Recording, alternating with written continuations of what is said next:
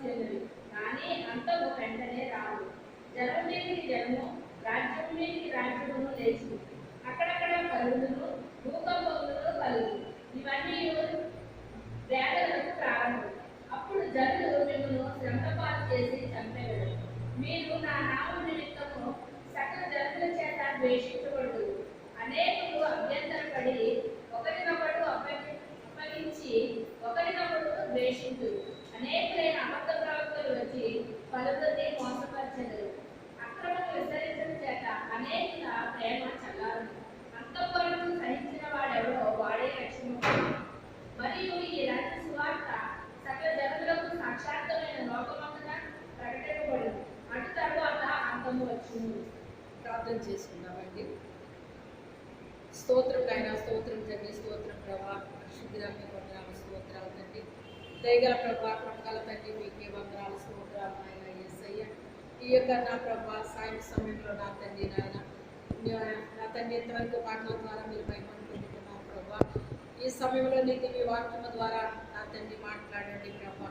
ఈ దీనిరాలు మీ పక్షముగా నిలిచి అంటుండగా ప్రభా మరుగుపరిచి మాట్లాడుతండి నాయన.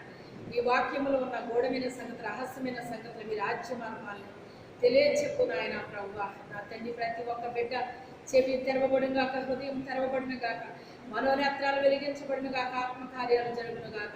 పరిశుద్ధాత్మ దేవుడా మీరే కార్యము చేయండి నాయన. ఈ మైక్ శబ్దం ఎంత దూరం వినిపిస్తుందో అంతకు మించిన దూరం నీ దివ్య వాక్యం బయలుపెట్టి అందరినీ దర్శించి స్పర్శించి నీ పరిశుద్ధాత్మ కార్యాలు బలముగా జరుగునట్లుగా సహాయం చేయండి. పరిశుద్ధాత్మ దేవుడా మీరే కార్యము చేయండి నా ప్రభా. ఈ దీనిరాలు మరుగుపరిచి మాట్లాడుతండి నాయన ప్రభా. నూతనమైన శైలిలో నూతనమైన ప్రత్యక్షతతో మాతో మాట్లాడండి ప్రభా నాయన. పరిశుద్ధాత్మ దేవ ఈ వాక్యం ఎంతమంది బిడ్డలకు అవసరమయ్యిందో ప్రభా నాయన. అయ్యా ప్రతి ఒక్క బిడ్డతో మీరు మాట్లాడండి నాయన. నీ వాక్యంలో శక్తి ఉంది, ప్రభావం ఉంది, జీవం ఉన్నది నా ప్రభా నాయన. అయ్యా ఈ వాక్యం ఉన్న ప్రతి ఒక్క బిడ్డలోకి నీ జీవం వెళ్ళాలి పరిశుద్ధాత్మ దేవుడా. నీ శక్తి వెళ్ళాలి పరిశుద్ధాత్మ దేవుడా. నీ కార్యము జరగాలి పరిశుద్ధాత్మ దేవుడా. ప్రతి ఒక్క బిడ్డ కూడా ప్రభా నాయన అయ్యా అయ్యా అయ్యా నీ దివ్య వాక్యానికి చెవియొక్కి ఆలకించి అంగీకరించి నాయన ప్రభా నీ యొక్క బిడ్డలు నాయన తమ హృదయాలు నాయన నీ మాట కొరకు తెరుచుకుని ప్రభా నాయన వారి హృదయాలలో నా ప్రభా నీ వాక్యాన్ని నింపుకోవడానికి సహాయం చేయండి పరిశుద్ధాత్మ దేవుడా. మీరే కార్యము చేయండి నాయన. దయగల తండ్రి, కృపగల నాయన మీకే స్తోత్రాలు తండ్రి, వందనాలు ప్రభా. ఆత్మ ప్రభువారు మీ వందనాలు స్తోత్రాలు చెల్లించుకుంటున్నాం. రాజా రక్షక మీకే స్తుతులు వందనాలయ్యా, స్తోత్రాలు తండ్రి. పరిశుద్ధుడైన తండ్రి ఏహ పరముల్లో దేవా మీకే స్తోత్రాలు చెల్లించుకుంటూ యేసు అతి పరిశుద్ధ నామములో అడిగి వేడుకొనుచున్నాము తండ్రి, ఆమేన్. అందరికీ వందనాలండి. ఇక్కడ ప్రభువారు మరి ఆయన ఏమని చెప్తున్నారంటే, ఆయన ఒలీవల కొండ మీద కూర్చుండి ఉన్నప్పుడు శిష్యులు ఆయన యొద్దకు ఏకాంతంగా వచ్చారట. ఏకాంతంగా వస్తే మరి ఆయన కొన్ని విషయాలు చెప్తున్నారు. ఆలోచించండి. ఇంటి యజమానుడు ఉంటాడండి, భార్యకు చెప్పే మాటలు వేరుగా ఉంటాయి, బిడ్డలకు చెప్పే మాటలు వేరుగా ఉంటాయండి, మనవలకు చెప్పే మాటలు వేరుగా ఉంటాయి, స్నేహితులకి చెప్పే మాటలు వేరుగా ఉంటాయి. అలాగే మరి ఇరుగు వారితో, పొరుగు వారితో, గ్రామస్తులతో ఇలాగ అనేక రకాల మనుషులతో చెప్పే మాటలు, ఎవరితో చెప్పే మాటలు వాళ్ళతో చెప్తారన్నమాట అండి. ఇక్కడ చూడండి, యేసు ప్రభు అందరికంటే ఎక్కువ ఎవరికి విలువ ఇచ్చి ఉంటారంటారు? శిష్యులకు కదా. ఎందుకని?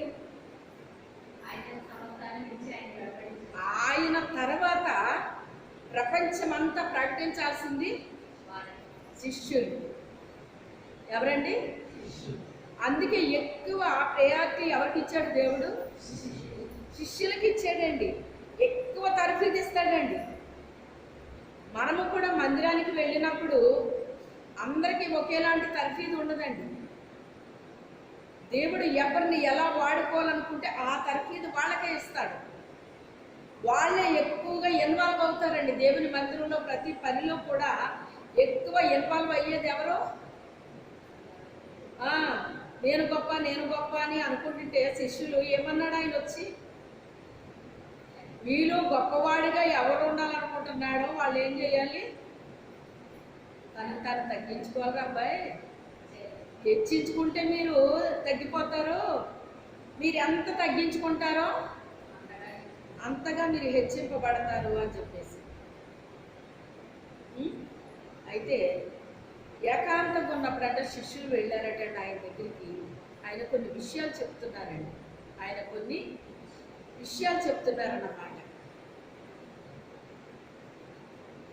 మా ఆత్మీయ తల్లి గారు ఒక మాట అంటూ ఉండేవారు అప్పుడప్పుడు అన్నమాట. ఆత్మీయ బిడ్డలు చాలా మంది ఉన్నారు కానమ్మా, మీరంటే చాలా ప్రేమ అని. ఎందుకని? నేను హీరోనని ఎప్పుడు నేను అనేదాన్ని కాదు. గలగల మాట్లాడడం కానీ ఏమీ ఉండేది కదనమాట అండి. ఏం చెప్తే అది నా హృదయంలో భద్రం చేసుకోవటం, ఆ ప్రకారంగా జీవించడం, అది నా లైఫ్ స్టైల్లో చూశారు ఆయన. ఏం చేశారు? ప్రభు కూడా ఇదే చూస్తాడు మన దగ్గర. ఏం చూస్తాడు ఆయన? మనం ఎంతవరకు వస్తున్నామో, ఎంతవరకు చేస్తున్నామో, ఇదంతటికంటే ఎక్కువ విలువ దేనికి ఇస్తాడు ఆయన? మనం విన్న దాన్ని మన హృదయంలో భద్రపరుచుకొని దాని ప్రకారంగా మనం ఎంతవరకు నడుచుకుంటున్నాము అనేటువంటిది ఇది చాలా ఇంపార్టెంట్ అండి. ఇది చాలా ఇంపార్టెంట్. మనం ఎంత విన్నప్పటికైనా ఏమాత్రము మనము దాని ప్రకారంగా నడుచుకోలేదనుకోండి, ఏమైనా ప్రయోజనం ఉందా? చెప్పండి, ఏమైనా ప్రయోజనం ఉందా? ఏ ప్రయోజనం ఉండదు. మీరు వినుట మట్టుకు వింటారు కానీ మీరు గ్రహింపరు. ఎందుకు గ్రహించరో తెలుసా? మీ హృదయాలు కొవ్విపోయినాయి అంటాడు ఆయన. హృదయాలు ఏమైపోయినాయి అంట? కొవ్విపోయినాయి అంటాడు. కోడి గుడ్లు పెట్టదు. ఎందుకు పెట్టదు? కొవ్వు పోతే పెట్టదు. ఎందుకు పెట్టదు? కొవ్వు పోతే పెట్టదండి. గుడ్లు ఎప్పుడు పెడుతుంది? అది హెల్దీగా ఉన్నప్పుడు గుడ్లు పెడుతుంది. ఎప్పుడు? అలాగే మనకి కూడా ప్రతి విషయంలో ఎక్సర్సైజ్ ఉండాలండి. ఏముండాలి? ఎక్సర్సైజ్ ఉండాలి. ప్రతి విషయంలో ఎక్సర్సైజ్ ఉండాలండి. అటు శరీరానుసరంగా అయినా ఆత్మానుసరమైన ఏదైనా కూడా మనకి ఏం అవసరం ఉంటుందో తెలుసా? ఎక్సర్సైజ్ అవసరం ఉంటుంది అన్నమాట. సద్భక్తి విషయంలో నీకు నీవే సాధకం చేసుకోమంటాడు. మనమే ఏం చేయాలంట? సాధన చేయాలంటండి. సద్భక్తి విషయంలో అంటే అక్కడ భక్తి అని చెప్పట్లేదు. ఏం భక్తి అన్నాడు? సద్భక్తి అంటే మంచి భక్తి నువ్వు చెయ్యాలనుకున్నప్పుడు, మంచి భక్తి జీవితం నువ్వు కలిగి ఉండాలనుకున్నప్పుడు నువ్వు ఎలా ఉండాలి?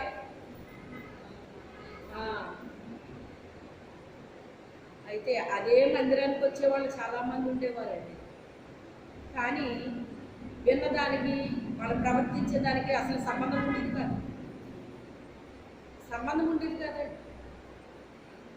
అనవసరమైన వాటిల్లో ప్రవేశించడం, అనవసరమైన తెచ్చుకోవటం, వాక్య ప్రకారంగా కాక వాళ్ళకి ఇష్టం వచ్చినట్టుగా జీవించడం, ఇవన్నీ జరుగుతూ ఉండేవన్నమాట. అయితే ఏ వాక్యం అయితే ప్రభు నాతో మాట్లాడు, ఈరోజు నీ మందిరానికి వస్తున్నా నాతో మాట్లాడు ప్రభు అని నా హృదయాన్ని ప్రభువుకి అర్పించుకునేదాన్ని. ఆ ఆశతో వెళ్ళేదాన్ని. ఏం చెప్తావు ప్రభు, ఏం మాట్లాడతావు తండ్రి అని అలా వినేదాన్ని అన్నమాట. ఆ విన్నది ఎక్కడ భద్రం చేసుకున్నాను? నా హృదయంలో భద్రం చేసుకున్నాను. అదే మనుషులు ఏమన్నారో తెలుసా? ఇదంతా నీకు ఎలా సాధ్యమైంది? వాళ్ళు అనుకున్నారు నన్ను, ఇంకేమీ తెలియదు వీరికి. ఏంటి? వాళ్ళకి శరీరానుసరమైన తెలివితేటలు ఎక్కువండి. నాకు అవి లేవు. దేవుని స్తోత్రం. ఇప్పుడు అవి లేకపోవడాన్ని బట్టి నాకు ఏమైనా నష్టం వచ్చిందా? అవి లేవు కనుకే ప్రభు నా వెంటే ఉంటాను. శరీరానుసరమైన తెలివితేటలు ఉంటే కుయుక్తులు వచ్చేస్తాయండి, మోసాలు వచ్చేస్తాయండి. అవునా కాదా? అవి వస్తాయన్నమాట. అవే మనకి లేదనుకోండి, అవేమి మనలో ఉండవు. అవేమి మనలో ఉండవు. యెహోవా ఈరే, ఆయన తట్టే చూస్తాం. ఆయన తట్టు చూడగా వారికి వెలుగు కలిగేను. ఏం కలుగుతుందట? వెలుగు మన మీద ప్రకాశిస్తుందండి. ఆ వెలుగు వెలుగులో మనం నడుస్తామండి. ఆ వెలుగులో మనం నడుస్తాం. ఆయన వాక్యం మనకి ఎలా ఉంటుందంటే మన పాదాలకి దీపము, మన త్రోవకి వెలిగిస్తుందటండి. ఈ చీకటి లోకంలో మనం నడవడానికి ఆయన వాక్యం మనకి ఎంతో ఉపయోగపడుతుందండి. వాళ్ళు అనుకున్నారు నేను చాలా తెలివైనోడు, గొర్రెలు తీసి గొర్రెలాడతాం, ఈ అమ్మాయి ఇంటి ఎలా ఉంటుంది, ఏమీ తెలియదు అనుకునేవారు. నిజంగానే నాకేమీ తెలియదు, ఆ మాట నాకు తెలుసు. ఆయన తప్ప నాకేమీ తెలియదు. ఆయన తప్ప నేను బుర్రలో ఏది పెట్టుకునేదాన్ని కాదు. ఎందుకంటే వాక్యము బంగారము కంటే విలువైంది. ఏమన్నాడు ఆయన? బంగారము కంటే విలువైంది అది. అలాంటిది ఎక్కడ పెట్టుకోవాలి? బంగారాన్ని పెట్టుకుంటారండి జాగ్రత్తగానే. బంగారం కంటే విలువైన వాక్యాన్ని పెట్టుకోవాలి హృదయంలో. అంటే వాక్యానికి విలువ ఇస్తున్నామంటే ఎవరికి ఇస్తున్నాం మనం విలువ? దేవుడికి ఇస్తున్నాం. వాక్యానికి మనం విలువ ఇవ్వట్లేదంటే ఎవరికి ఇవ్వట్లేదు? మనం దేవుడికి ఇవ్వట్లేదు. ఆ రకంగా ఏం తెలియదు ఈ అబ్బాయికి, అసలు ఏమీ తెలియదు. నిజమే, ఏమీ తెలియదు నాకు, కానీ నాకు తెలిసింది యేసయ్య తెలుసు. ఆయన్నే వెంబడించాను, ఆయనకే నా హృదయాన్ని ఇచ్చాను, ఆయన్నే స్తుతించుకున్నాను, ఆయన్నే ఆరాధించుకున్నాను, ఆయన్నే గనపరుచుకున్నాను. అలాగే ఏ రీతిగా ఆయన్ని నేను గనపరిచే అవకాశాలు ఉన్నాయో అన్ని రకాలుగా నేను గనపరుచుకున్నాను ఆయన్ని. అంతకు మినహా నాకేమీ తెలియదు. ఇంట్లో కూడా మాకు బాగా క్రమశిక్షణ ఎక్కువని మీకు చాలాసార్లు చెప్పాను. ఆ క్రమశిక్షణ మాకు బాధలాగా మాకు అనిపించేది కాదు. వాళ్ళు ఎక్కడ ఉండమంటే అక్కడ ఉండేవాళ్ళమండి. అందుకే మా తల్లిదండ్రులకు మేము తలపోటుగా మేము లేవు. నువ్వు దీర్ఘాయుష్మంతుడు అవ్వాలి అంటే నీ తల్లిని తండ్రిని సన్మానించి అంటాడు. దేవుణ్ణి సన్మానించాలి, మన తల్లిదండ్రులు కూడా మనం సన్మానించాలి, పెద్దల్ని గౌరవించాలి. ఇవన్నీ కూడా నేర్చుకున్నాం అన్నమాట అండి. అటు ఆత్మీయ తల్లిదండ్రులు చెప్పిన విషయాలు, ఇటు ఇంట్లో తల్లిదండ్రులు చెప్పిన విషయాలు అన్నీ కూడా వినడం వల్ల మాకు మేలే జరిగింది, కానీ కీడేమీ జరగలేదు. అటు దైవజనులు మంచి విషయాలే చెప్పారు, బైబిల్ విషయాలు. ఇటు ఇంట్లో అమ్మ నాన్న కూడా మంచి విషయాలే నాకు చెప్పారు. అవి మేము శిరస వహించాం. మేము నష్టపోయింది ఏమీ కూడా లేదు. ఎప్పుడు నష్టపోతామో తెలుసా?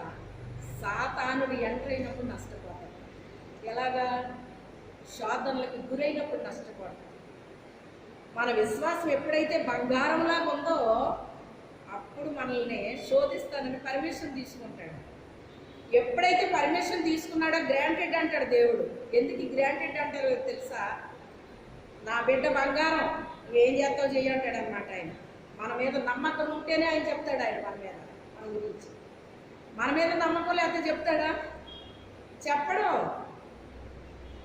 నువ్వు ఏదైనా చేసుకో, నా బిడ్డ మాత్రం నన్ను విడిచిపెట్టరని మన మీద ఉన్న నమ్మకంతో చెప్తాడు దేవుడు. సవాల్ చేస్తాడండి ఆయన. అప్పుడే సాతానుడు ఎంటర్ అయ్యి దెబ్బ మీద దెబ్బ కొడతాడనమాట అండి. నష్టం మీద నష్టం వచ్చేస్తుందండి. అక్కడ పాపం చేయడాన్ని బట్టో ఏదో చేయడాన్ని బట్టి వచ్చిన నష్టాలు కాదయ్యి, విశ్వాసంగా ఉండడాన్ని బట్టి వచ్చినాయి, పరిశుద్ధంగా ఉండడాన్ని బట్టి వచ్చినాయి, యథార్థంగా జీవించడాన్ని బట్టి వచ్చినాయి, సద్భక్తితో బ్రతక ఉద్దేశించాం కాబట్టి వచ్చినాయి. కాబట్టి వాటికి ఏముంటుంది? ప్రతిఫలం ఉంటుంది. ఏముంటుంది? ప్రతిఫలం ఉంటుందండి. ఎంత ప్రతిఫలం ఉంటుంది? రెండింతల ప్రతిఫలం వస్తుంది. ఆ శోధనలన్నీ అయిపోయిన తర్వాత రెండింతల ప్రతిఫలం ఇస్తాడు దేవుడు మనకి. ఆ శోధనలు వస్తాయండి. ఎప్పుడైతే మనం విశ్వాసంగా, నీతిగా, యథార్థంగా, పరిశుద్ధంగా జీవించాలని కోరుకున్నామో, సద్భక్తితో బ్రతకాలని అనుకున్నామో అప్పుడు ఇవి ఎంటర్ అవుతాయండి మనకి. అది కూడా సాతానుడు మన మీద పర్మిషన్ తీసుకుని వస్తాడండి. పర్మిషన్ ఇవ్వకపోతే రాడు, పర్మిషన్ ఇస్తేనే వస్తాడన్నమాట. అయితే ఆ రీతిగా అలా అనుకునేవారు అనమాట అండి. మేము చాలా తెలివైన వాళ్ళు, మేము అది ఇది ఈ అమ్మాయి ఏంటి ఇలా అనుకునేసారు, ఏమీ తెలియదేంటి అనుకునేవాళ్ళు. దేవుని స్తోత్రం. వాళ్ళు ఏమనుకున్నా నేను ఏమీ ఫీల్ అయ్యేదాన్ని కాదు, ఎప్పుడు ఫీల్ అయ్యేదాన్ని కాదు. ఎందుకంటే నిజంగానే నాకేమీ తెలియదు. అంతా ఆయనే చూసుకుంటున్నాడు, అంతా ఆయనే చూసుకుంటున్నాడు. అమ్మ నాన్న చూసుకుంటున్నారు, రెండోది ఎవరు చూస్తున్నారు? అమ్మ కడుపులో పడకముందే నా విషయంలో కేర్ తీసుకున్నాడు ఆయన. వాళ్ళ కడుపులో పడ్డాక వాళ్ళు చూసుకున్నారు, వాళ్ళ కడుపులో పడకముందే ఆయన చూసుకున్నాడు కదా ఆయన. అప్పటి నుంచి ఇప్పటి వరకు చూసుకుంటానే ఉన్నాడు కదా, ఇంకా చూసుకుంటాడు ఆయన, ఇంకా చూసుకుంటాడు ఆయన. ఎందుకంటే యెహోవా రెక్కల క్రిందకి నువ్వు వచ్చావు కనుక ఆయన నీకు ఎలాంటి బహుమతి ఇస్తాడో, శాశ్వతమైన బహుమానాన్ని నీకు ఇస్తాడు అని చెప్తున్నాడు. రూతుతో ఏమని చెప్పాడు? ఇశ్రాయేలీల దేవుడైన యెహోవా రెక్కల క్రిందకు నువ్వు వచ్చేసావు. ఆ దేవుణ్ణి కోరుకున్నావు నువ్వు. దేవుణ్ణి కోరుకోవాలండి మనం. నీకు ఏది కావాలి అని కోరుకుంటే ఈ రోజున ప్రజలు ఏం కోరుకుంటారండి? ఏదో చిన్న ఓ గృహాన్ని ఇచ్చే ప్రభు ఇచ్చేస్తే చాలు నాకు అనేవాళ్ళు కొంతమంది ఉంటారు. కాస్త బతకడానికి ఏదో ఆస్తిపాస్తులు ఈ ప్రభువా అని అడిగేవాడు కొంతమంది ఉంటారు. లేకపోతే పిల్లల పెళ్ళిళ్ళు అయిపోతే చాలు ప్రభు అని అడిగేవాళ్ళు కొంతమంది ఉంటారు. ఇలా కొన్ని అడుగుతూ ఉంటారన్నమాట అండి. అది అయిపోతే చాలు ప్రభు. అయిపోయిన తర్వాత ఏమన్నా మళ్ళీ ప్రభులో ఉంటారా అంటే మళ్ళీ ఇంకో కోరిక వస్తుంది. అది అయిపోయాక మళ్ళీ ఇంకోటి వస్తుంది, ఇంకా అలా కోరిక వస్తూనే ఉంటాయండి. కానీ మనం ఎంతవరకు ఉపయోగపడుతున్నాం ఆయనకి? మనం అడిగింది ఇచ్చేస్తున్నాడు ఆయన, బాగానే ఉంది. కానీ ఆ ఇచ్చిన దేవుడికి మనం ఎంతవరకు ఉపయోగపడుతున్నాం? ఉపయోగపడాలి కదా మరి. ఉపయోగపడుతున్నాం ఆయనకి? ఉపయోగపడాలి. అసలు నేను ఎంతవరకు దేవుడికి ఉపయోగపడుతున్నానని మీకు మీరే ప్రశ్న చేసుకున్నారు ఎప్పుడన్నానే? ఆలోచించారు ఎప్పుడన్నానే? నీకు నువ్వు ఉపయోగపడుతున్నావు, నీ కుటుంబానికి ఉపయోగపడుతున్నావు, నీ బంధువులకు ఉపయోగపడతావు, నీ రక్త సంబంధులకు ఉపయోగపడతావు, నీ వీధిలో వాళ్ళకి ఉపయోగపడతావు, అందరికీ ఉపయోగపడుతున్నావు. కానీ దేవునికి ఎంతవరకు ఉపయోగపడుతున్నావు? దేవుడు చెప్పగలడా నీ గురించి? నా కోసం ఇలా ఉపయోగపడుతున్నాను అని చెప్పగలడు ఆయన? ఏం చెప్తాడు ఆయన నీ గురించి? ఆ రీతిగా అనుకుంటే నేను ఏమాత్రం ఫీల్ అవ్వలేదండి, ఎప్పుడు ఫీల్ అవ్వలేదు. అవును నిజమే, నాకేం తెలియదు. వాళ్ళు చాలా తెలివైన వాళ్ళు. వాళ్ళని బట్టి చూసుకుంటే నాకు అసలు తెలియలేదు, నాకేం తెలియదు. ఎందుకు లేదో తెలుసా? బాబా ఈ భూ సంబంధించిన తెలివితేటలు నాకు వద్దు ప్రభు. ఇవి చాలా చిరాగ్గా ఉన్నాయి. భూ సంబంధించిన తెలివితేటలు అసలు బాగాలేదు. ఏంటి ఇలా ఉన్నారు? అసలు భూమి మీద నేను సెట్ అవ్వడానికే కొన్ని సంవత్సరాలు పట్టింది తెలుసా మీకు ఆ సంగతి? నాకు అసలు భూమి మీద ఏది నాకు నచ్చేది కాదు. ఎందుకు నచ్చేది కాదంటే చిన్న వయసులోనే పరలోకాన్ని చూశాను నేను. పరలోకానికి తీసుకెళ్ళి దేవుడు అన్నీ చూపించాడు నాకు. అది చాలా బాగుంటుంది. దేవుడు అంటే ఇష్టం, పరలోకం అంటే ఇష్టం. భూమి మీద మనుషులు చేసే క్రియలు ఏవి నాకు అసలు నచ్చే కాదు. ఇలా ఉంటున్నారేంటి? మందిరానికి వెళ్ళినప్పుడు వీళ్ళంత పరిశుద్ధులు లేరు అన్నట్టు కనబడుతున్నారు, వీళ్ళంత నీతిమంతులు లేదు అన్నట్టు కనబడుతున్నారు. తర్వాత ఇంటికి రాగానే ఇలా అయిపోతున్నారు, ఇంటికి వెళ్ళి ఇలా మాట్లాడుకుంటున్నారేంటి, ఇలాగ ఆలోచిస్తున్నారేంటి, ఇలాంటి పనులు చేస్తున్నారేంటి, ఇలా ఉన్నారేంటి ప్రభు? అసలు నన్ను ఎందుకు భూమి మీదకి పంపించావు? పరలోకంలో ఉంటే నిన్ను స్తుతించుకునేదాన్ని కదా, ఎందుకు నన్ను భూమి మీదకి పంపించావు? నాకు అసలు భూమి మీద ఉండాలని లేదు ప్రభు, నాకు నచ్చట్లేదు అసలు భూమి మీద అని. భూమి మీద సెట్ అవ్వడానికి నాకు చాలా సంవత్సరాలు పట్టిందండి. ఉండలేకపోయేదాన్ని భూమి మీద. నా హృదయంలో అంగీకారం ఉండేది కాదు, దేన్ని నేను అంగీకరించలేకపోయేదాన్ని. నాకు పరిశుద్ధత కావాలి, నాకు నీతి కావాలి, నాకు యథార్థత కావాలి. కానీ క్రైస్తవులు అలాగా అనిపించేవారు కాదు. లోకస్తుల కంటే ఎక్కువగా ఉండేవారండి. వాళ్ళే తక్కువేమో ఇంకా చెప్పాలండి, అలా ఉండేవారు.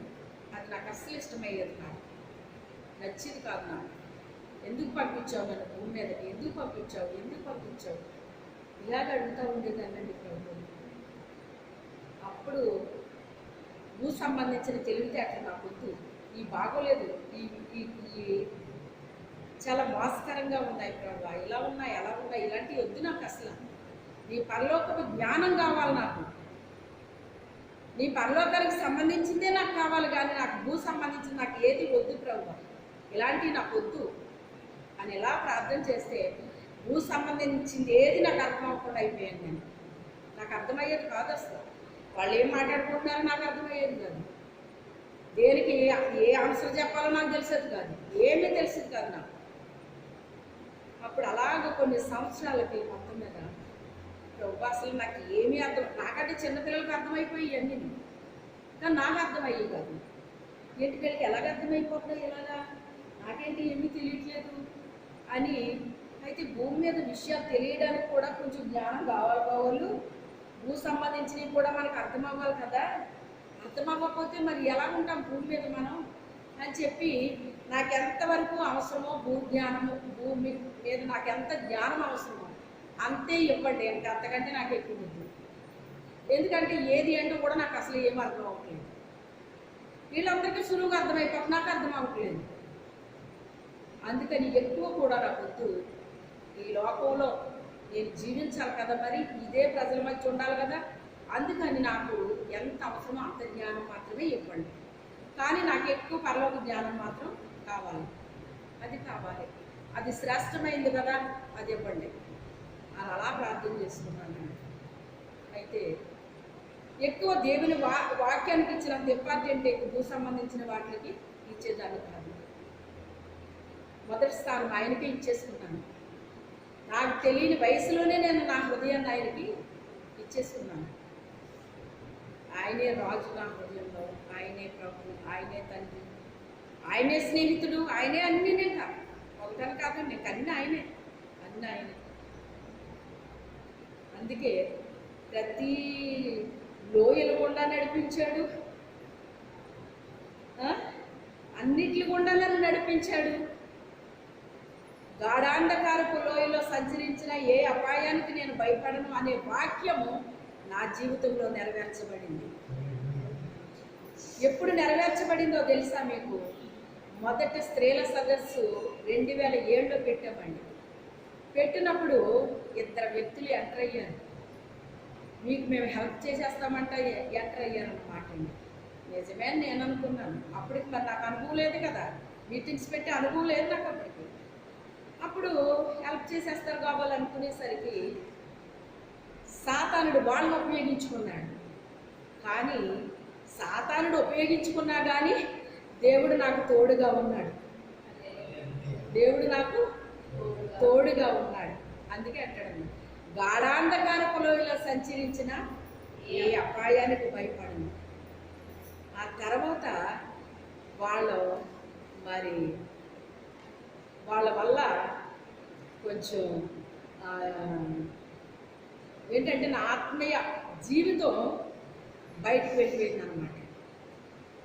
నా ఆత్మీయ జీవితం ఎవరికీ తెలిసేది కాదు, అది ప్రభువుకి నాకు మాత్రమే తప్ప ఇంకేది తెలిసేది కాదు ఎవరికీ. నాది బయటికి కొంచెం రిలీజ్ చేస్తారన్నమాట అండి. అది నాకు ఇష్టం లేదు. నా జీవితం ఏంటో, నేనేంటో, నా ప్రభు ఏంటో ఆయనకి నాకే సంబంధం అది.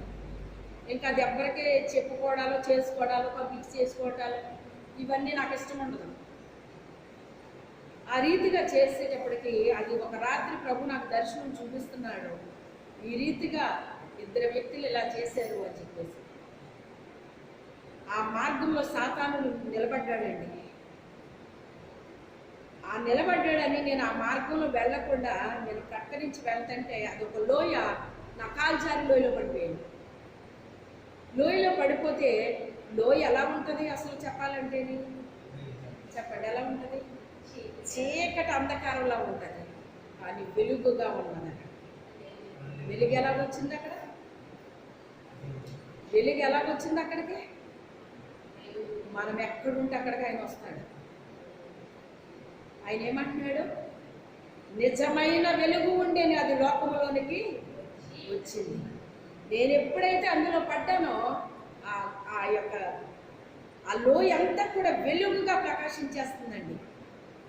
కానీ నేను ఏడుస్తున్నాను అనమాట, ప్రభువా ఈ లోయలో పడిపోయాను, ఇప్పుడు నేను ఎలా పైకి రావాలి?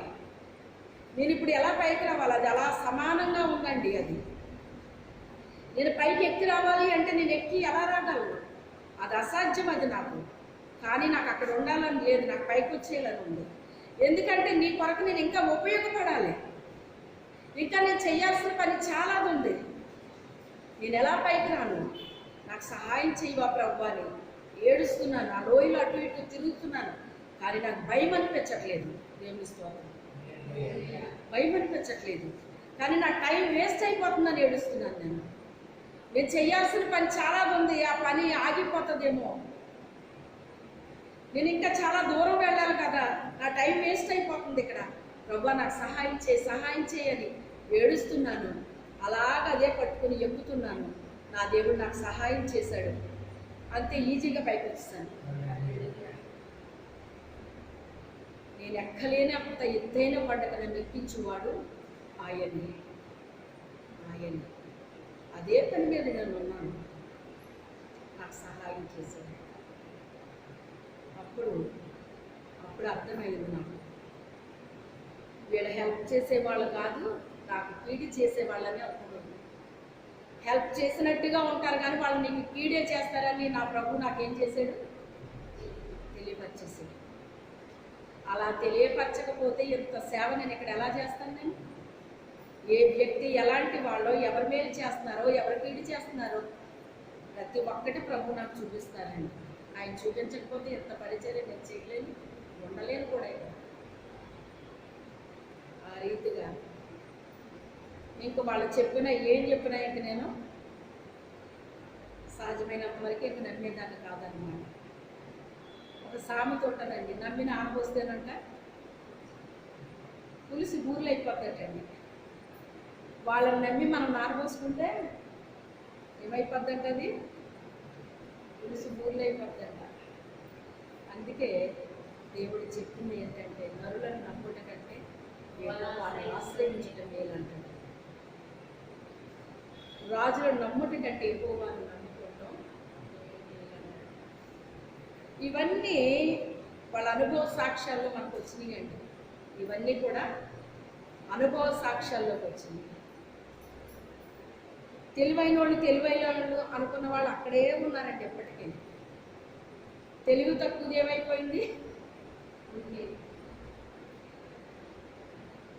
ఏమీ తెలియని మనిషి ఎలాగైపోయింది? కుటుంబాన్ని నిర్లక్ష్యం చేసిందా అనుకుంటే కుటుంబాన్ని నిర్లక్ష్యం చేయలేదు. అలాగా అనేకమైన పనులు కూడా చేసేసింది. కుటుంబానికి సంబంధించిన పనులు చక్కబెట్టేసింది.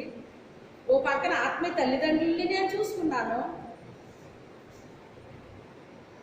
వాళ్ళ పరిస్థితి ఇలా ఉందమ్మా అని ఆ రాత్రి ప్రభు చూపిస్తే, ప్రభు మరి వెళ్ళే అవకాశం నాకు కల్పించనేదాన్ని. అంతే, వెంటనే దేవుడు ఆ మరుసటి రోజు నాకు ప్రయాణం ఏర్పాటు చేసేసి చూడండి, వెళ్ళి వాళ్ళని కలుసుకునేదాన్ని. అప్పుడు చెప్పేవారు, ప్రభా శారాన్ని పంపించినందుకు మీకు స్తోత్రాలని చెప్పేవారు వాళ్ళ ప్రభు. నన్నే ఎందుకు చూడాలనిపిస్తున్నారు?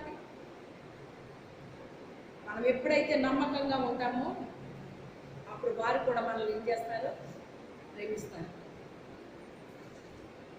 మనము నమ్మకంగా, యథార్థంగా అన్ని విషయాల్లో కూడా లోబడి మనస్తత్వం మన దగ్గర కూడా ఉండాలండి. తెలివైన వారు అనుకున్న వాళ్ళు అంత ఇది చేయలేదు. మరి తెలివి తక్కువ దాన్ని ఇష్టపడ్డారు. ఎందుకంటే నా నోట్లోంచి ఏమన్నా వస్తే ఏమొచ్చాయి? ప్రభు గురించే వచ్చి అయ్యే చెప్పేదాన్ని, అంతే, ఇంకేమి రావు నాకు. అయ్యే వచ్చి అయ్యే చెప్పేదాన్ని. వాటికే మురిసిపోయేవారు వాళ్ళు. ఎంత మంచి విషయాలు ప్రభు బయలుపరుస్తున్నారమ్మా మీకు, ఎంత మంచి విషయాలు చూపిస్తున్నారు మీకు అని వాళ్ళు కూడా ఆనందపడిపోయి సంతోషపడిపోయేవారు అన్నమాట. ఎందుకంటే అతి ప్రత్యక్షతలు వాళ్ళకు ఉన్నాయి కనుక వాళ్ళకి అర్థమైపోయేది. నేను చిన్నది చెప్పినా వాళ్ళకి చక్కగా అర్థమైపోయేది. తెలివైన వాళ్ళు అనుకున్న వాళ్ళు అక్కడే ఉండిపోయారండి. తెలివి తక్కువ దాన్ని దేవుడు ఏం చేశాడు? అటు ఇంటి బాధ్యతలు నెరవేర్చేలా చేసేసాడు, ఇటు దేవుని పని కూడా ఒకదాని తర్వాత ఒకటి అప్పగించేశాడు. అది చేసి ముగించేయటం, మళ్ళీ నెక్స్ట్ దాంట్లో తీసుకెళ్ళిపోవడం, మళ్ళీ అది చేసి ముగించడం, నెక్స్ట్ దాంట్లోకి వెళ్ళిపోవడం, అలాగ ఎక్కడ తీసుకొచ్చేసాడు ఆయన? మందిరం వరకు తీసుకొచ్చేసాడు ఆయన. అసలు ఈ అమ్మాయి ఏంటి, మందిరం కట్టేయడం ఏంటి, ఇవన్నీ చేయడం ఏంటి? అసలు ఈ అమ్మాయికి తెలివితేటలు ఉండవు కదా. మనం చాలా తెలివైన వాళ్ళు, ఈ అమ్మాయికి అసలు ఏం తెలివి ఉండదు, ఏమీ ఉండదు. ఇవన్నీ ఎలా జరిగినాయి అండి?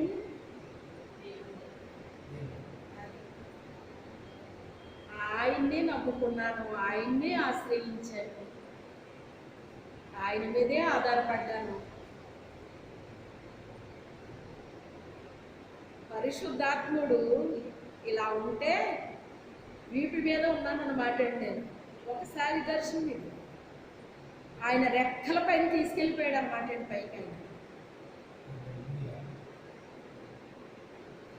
ఇది ఇవన్నీ కూడా బైబిల్లో ఉన్నాయండి. ఆయన నాకు చూపించేటప్పుడు నాకు తెలియదు ఆ విషయాలు.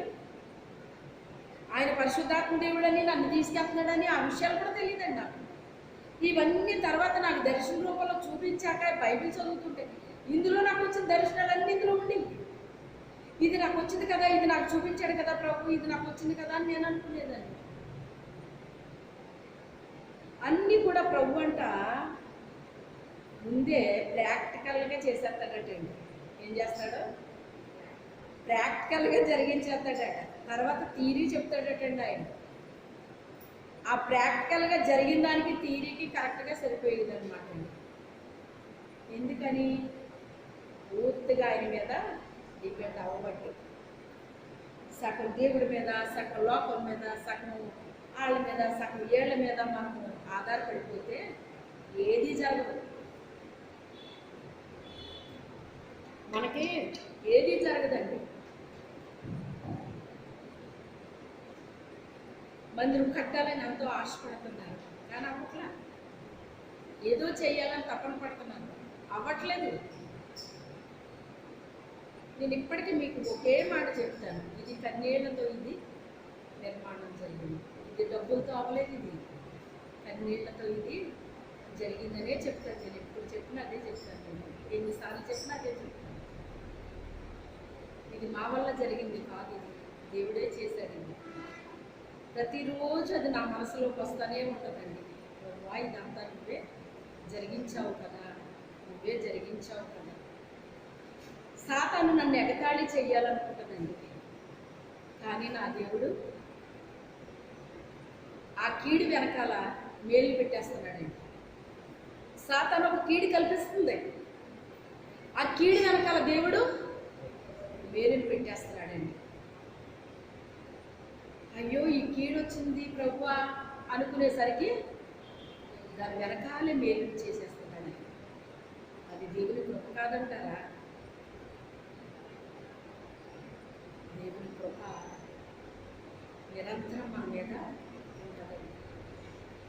ఆయన మీదే మనం ఆనుకున్నప్పుడు, ఆయన్నే మనం ఆశ్రయించినప్పుడు, మన హృదయంలో 100% మనం స్థలం ఇచ్చినప్పుడు ఆయన అంటాడు కదా, నిన్ను విడువను ఎడబాయను, శాశ్వతమైన ప్రేమతో నేను నిన్ను ప్రేమిస్తున్నాను, విడువక నీ ఎడల కృప చూపిస్తున్నాను, విడువక నీ ఎడల కృప చూపిస్తున్నాను.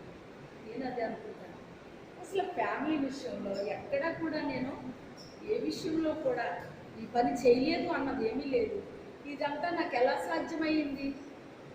నాకు సాధ్యం అవ్వలేదు, నా దేవుడిది జరిగించాడు. ఈ దీనురాలు పక్షముగా ఆయన నిలబడ్డాడు, ఈ దీనురాలు పక్షంగా ఆయన కార్యాలు జరిగిస్తున్నాడు. పిచ్చిగా నేను ఆయన నమ్ముకున్నాను, వెర్రిగా ఆయన నమ్ముకున్నాను. ఎంతమంది నన్ను ఎగతాళి చేసిన ఫీల్ అవ్వలేదు, ఎన్నైనా భరించుకున్నాను.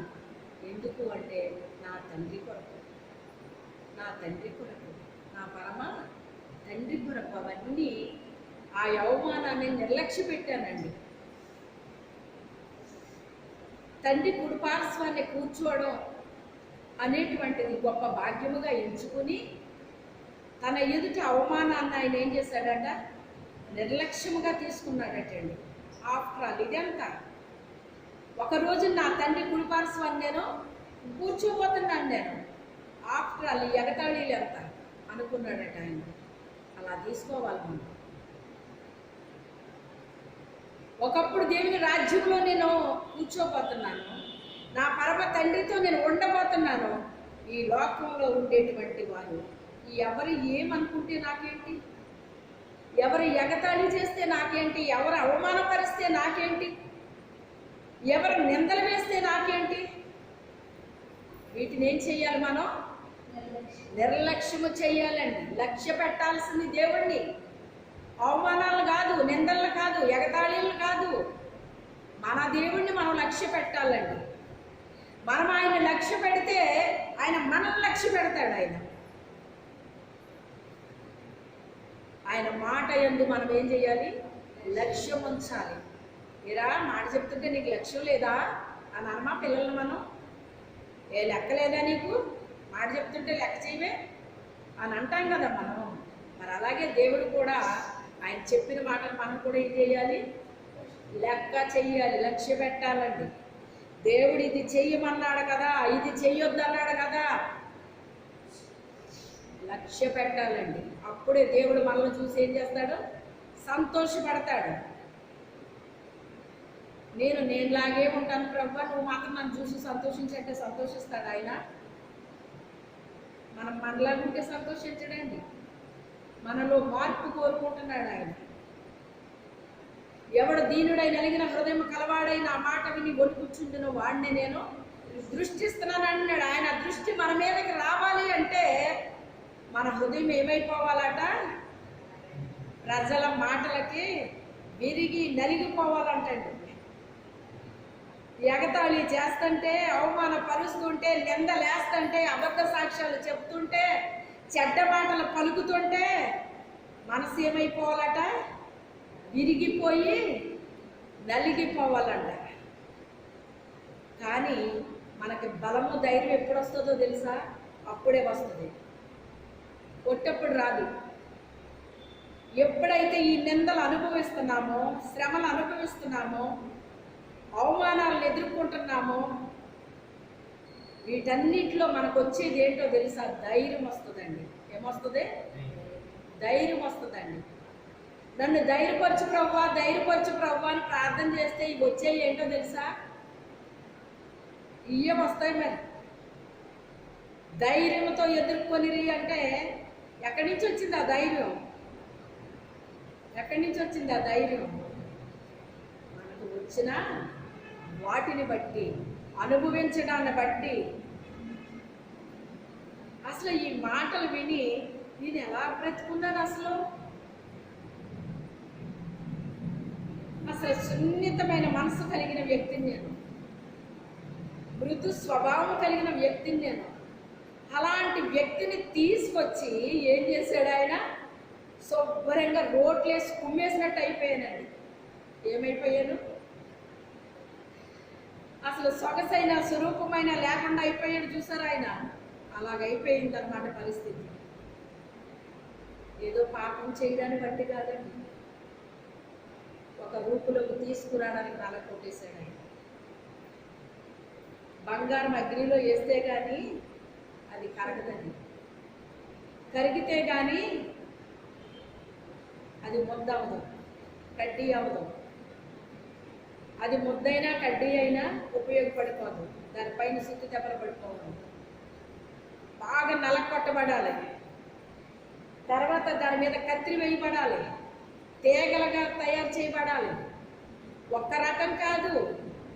ఆ కంసాలి ఏ వస్తువు తయారు చేయాలని అనుకుంటున్నాడో ఆ రూపులోనికి దాన్ని తీసుకొచ్చేంత వరకు దాని మీద అనేకమైన పనిముట్లు పనిచేస్తూ ఉంటాయండి. అనేకమైన పనిముట్లు పనిచేస్తాయి. ఇంక మనం కుయ్యో అన్నా కుదరదు, మొర్ర అన్నా కుదరదు, ఏమన్నా కుదరదు. ఎప్పటి వరకు కుయ్యో మొర్ర అంటామంటే అగ్నిలో పడేదాకా. అగ్నిలో పడ్డాక ఇంకేముంటుంది? కరిగి ముద్దయిపోవడమే. ఇంకా దానికి ఒక రూపాయలు వచ్చేసిందా? ఏమీ రాలేదు. అందుకే అంటాడు, ఈ శోధనల వలన మీ విశ్వాసము బంగారం కంటే నశించిపోయే సువర్ణం అగ్ని పరీక్ష వలన అది పరిశుద్ధపరచబడుతుంది కదా, దానికంటే అమూల్యమైంది కదా మీ విశ్వాసం. అది శోధనల వలన మీ విశ్వాసం పరీక్షింపబడుతుంది అంటాడు ఆయన. మనకి శోధనలు రాకపోతే మనలో విశ్వాసం ఎలా బయటకు వస్తుంది? శద్రకు మేషకు అబేద్నెగోలకి ఆ పరీక్ష రాకపోతే అగ్నిలోకి ఎలా పెడతారు వాళ్ళు? వాళ్ళకున్న విశ్వాసము అగ్ని బలాన్ని చల్లార్చేసిందటండి. నేను అనుకున్నాను దేవుడు చల్లార్చేసాడు అగ్నిని అనుకున్నానండి. ఒకరోజు చదువుతుంటే పరిశుద్ధాత్మ దేవుడు అన్నాడు, అది చూడు అన్నాడు ఆయన. వారి విశ్వాసము అగ్ని బలమును చల్లార్చిరి అని ఉంటుంది. అయితే దేవుడు కాదు, ఏది చల్లార్చిందంట? వాళ్ళకున్న విశ్వాసం చల్లార్చిందంటండి. అంటే మనకున్న విశ్వాసము మనకొచ్చిన అగ్ని లాంటి శ్రమల్ని ఏం చేస్తుంది? చల్లారి పెడుతుంది అనమాట అండి. కానీ చూసేవారికి అగ్నే కనబడుతుంది, శ్రమలే కనబడతాయి. కానీ మనం మాత్రం ఆయనతో ఆ శ్రమల్లో హ్యాపీగా తిరుగుతాం.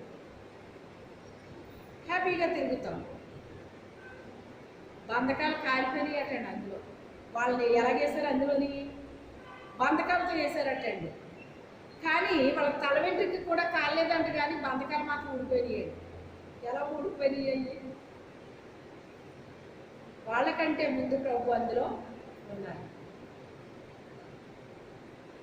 ఏ శ్రమలోకైనా మనం వెళ్ళే ముందు మనకంటే ముందు ఆయన అందులో ఉంటారు. సింహాల బోన్లోకి ఆయన వెళ్ళేసరికి ఆయన విశ్వాసము సింహాల బోన్లో పరీక్షింపబడింది. ఆయన ఏమన్నా తప్పు చేసి వెళ్ళాడా సింహాల బోన్లోకి? రోజుకు ముమ్మారి ప్రార్థించడాన్ని బట్టి వెళ్ళాడు సింహాల బోన్లోకి. నీతిగా, న్యాయంగా, యథార్థంగా జీవించడాన్ని బట్టి వెళ్ళాడు సింహాల బోన్లోకి. చెప్తున్నాను కదా, మన నీతి, యథార్థత, విశ్వాసం అన్ని పరీక్షింపబడిపోతాయి. ఎక్కడ పరీక్ష జరిగింది ఆయనకి? పరీక్ష హాల్ ఏది? సింహాల బోను. అందరికీ పరీక్ష హాల్ ఉంటుందండి. మన ఇంట్లో మనం పరీక్ష రాయం. సింహాల బోరే పరీక్ష ఆయనకి, పరీక్ష హాలు. శద్రకు మేషకు అబేద్నెగోలకు పరీక్ష హాల్ ఎక్కడ? అగ్నిగుండం. ఒక్కొక్కరికి ఒక్కొక్కటి ఉంటుందండి, అందరికీ ఒకటి ఉండదు.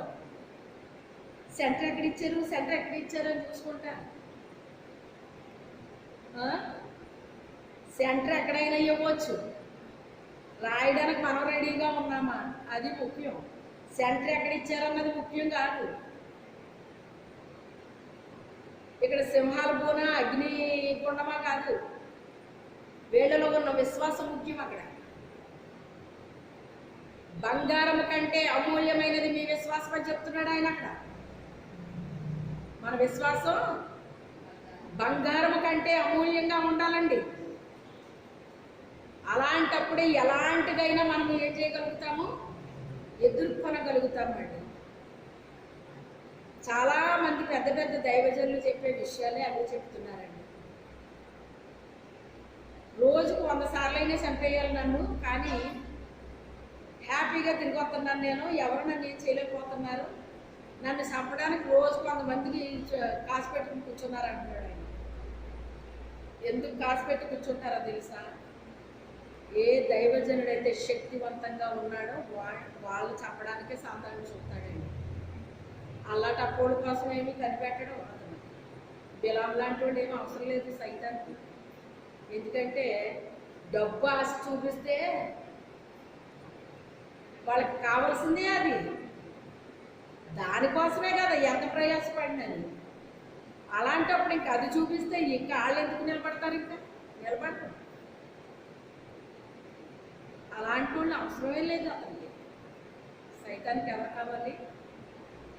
ఎవరు నీతిగా ఉన్నారో, ఎవరు యథార్థంగా ఉన్నారో, ఎవరు పరిశుద్ధంగా జీవించడానికి ఇష్టపడుతున్నారో, దేవుని కొరకు ఏదైనా నష్టపోవడానికి ఇష్టపడుతున్నారో, కష్టపడడానికి ఇష్టపడుతున్నారో, తమ ఆత్మీయ జీవితాల్ని కాపాడుకుంటున్నారో అలాంటి వాళ్ళు కావాలి. ఏది ముఖ్యం అనుకుంటున్నారో ఆ ముఖ్యమైన దాన్ని కొల్లగొట్టేయడానికి సాతానుడు చూస్తాడండి. ఏవండి, బంగారం ఉన్న వాళ్ళు ఎక్కడ దొంగలు పడతారు కానీ రోడ్డు గోళ్ళు ఉన్న వాళ్ళు దగ్గర పడతారు చెప్పండి. దేవుని స్తోత్రం. ఇప్పుడు బంగారం మీద రోడ్డు గోళ్ళు లేదో కూడా తెలుస్తలేదు పాపం. ఆ రకంగా వస్తుంది. ఇప్పుడు ప్రజలు కూడా ఎక్కువ మక్కువ కూడా చూపించట్లేదు వాటి మీద. ఆ శిష్యులు అంటండి ఆయన దగ్గరికి ఏకాంతంగా వెళ్ళారటండి. ఏకాంతంగా వెళ్తే ఆయన కొన్ని విషయాలు చెప్తున్నారండి. కొన్ని విషయాలు చెప్తున్నారు. ఆయన రాకడికి సూచనలు ఎలా ఉంటాయో చెప్తున్నారండి అక్కడ ఆయన. నా రాకడికి సూచనలు ఇవి, ఇలా జరుగుతాయి, ఇవన్నీ జరిగితే గాని అంతము రాదు. ఇవన్నీ వేదనలకు ప్రారంభము. ఇవన్నీ వేదనలకు ప్రారంభం. రాజ్యంపై రాజ్యం పడుతుంది. ఈరోజు చూసారా ఇశ్రాయేలు దేశాలు ఏమైపోతున్నాయి? యుద్ధాలు యుద్ధాలు యుద్ధాలు.